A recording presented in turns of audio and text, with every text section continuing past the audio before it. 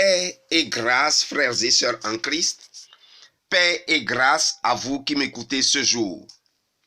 Notre exhortation de ce matin a pour titre « Soumettez-vous à Dieu et résistez au diable ». Amen. Nous les enfants de Dieu, nous devons savoir que notre combat n'est pas charnel ou physique, mais spirituel. Nous devons faire attention pour ne pas nous tromper d'adversaire. Quand nous remportons la victoire dans le domaine spirituel, cette victoire se matérialise dans le monde ou dans le domaine physique. Donc, nous devons privilégier le spirituel sans négliger le physique. Nous allons aborder 3 points dans notre exhortation. Le premier point, l'autorité que Jésus nous a donnée. Le deuxième point, les armes spirituelles.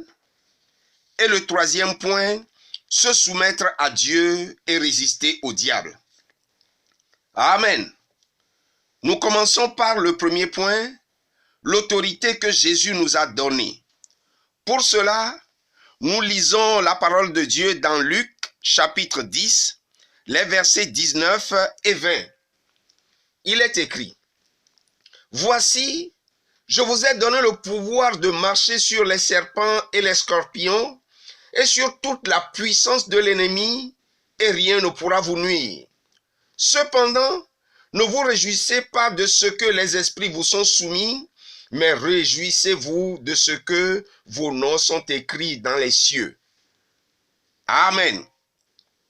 Jésus nous a donné l'autorité de dominer le monde spirituel des ténèbres. Il nous rassure que rien de ce monde-là ne pourra nous nuire. Il nous prévient également que nous ne devons pas être dans la joie parce que les esprits nous sont soumis, mais plutôt de ce que nous lui appartenons et que nous sommes assis avec lui dans les lieux célestes. Ce qui signifie en d'autres termes que c'est Dieu lui-même qui combat pour nous. Et chaque fois que nous déclarons ou décrétons quelque chose contre le monde spirituel des ténèbres au nom de Jésus-Christ, Dieu l'accomplit pour nous. Amen. Nous passons au deuxième point, les armes spirituelles. Puisque c'est Dieu lui-même qui combat pour nous, il nous a aussi donné des armes avec lesquelles nous devons combattre. Pour cela, nous lisons la parole de Dieu dans Éphésiens chapitre 6, du verset 12 au verset 18. Il est écrit, « Car nous n'avons pas à lutter contre la chair et le sang, mais contre les dominations, contre les autorités, contre les princes de ce monde de ténèbres, contre les esprits méchants dans les lieux célestes. C'est pourquoi, prenez toutes les armes de Dieu, afin de pouvoir résister dans le mauvais jour et tenir ferme après avoir tout surmonté. Tenez donc ferme, ayez à vos reins la vérité pour ceinture, revêtez la cuirasse de la justice, mettez pour chaussure à vos pieds le zèle que donne l'évangile de paix. Prenez par-dessus tout cela le bouclier de la foi avec lequel vous pourrez éteindre tous les traits enflammés du malin. Prenez aussi le casque du salut et l'épée de l'esprit qui est la parole de Dieu. Faites en tout temps par l'esprit toutes sortes de prières et de supplications. Veillez à cela avec une entière persévérance et priez pour tous les saints. Amen. Nous devons nous servir obligatoirement des armes que Dieu lui-même nous a données, car notre combat est spirituel.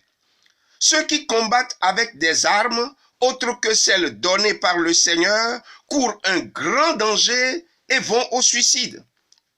Nous allons énumérer rapidement ces armes.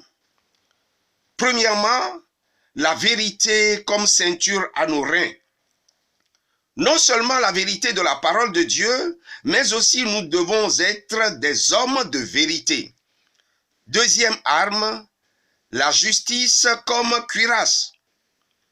Dieu nous a justifiés en Jésus-Christ. Donc, attachons-nous fermement à ce qui est juste. Troisième arme, le zèle de l'évangile de paix. Soyons donc zélés dans la proclamation de la bonne nouvelle. Quatrième arme, la foi comme bouclier. Que notre confiance en Dieu soit ferme, car Dieu est fidèle à toutes ses promesses. Cinquième arme, le salut comme casque. Ayons cette assurance que Jésus-Christ nous a sauvés pour la vie éternelle. Sixième arme, la parole de Dieu qui est l'épée de l'esprit. Cette parole nous permet de triompher dans toutes les situations. Septième arme, enfin, les prières et supplications sous la conduite du Saint-Esprit. L'Esprit de Dieu lui-même intercède pour nous et nous pouvons facilement toucher le cœur de Dieu. Amen. Nous passons au troisième point, se soumettre à Dieu et résister au diable. Pour cela, nous lisons dans Jacques chapitre 4, le verset 7.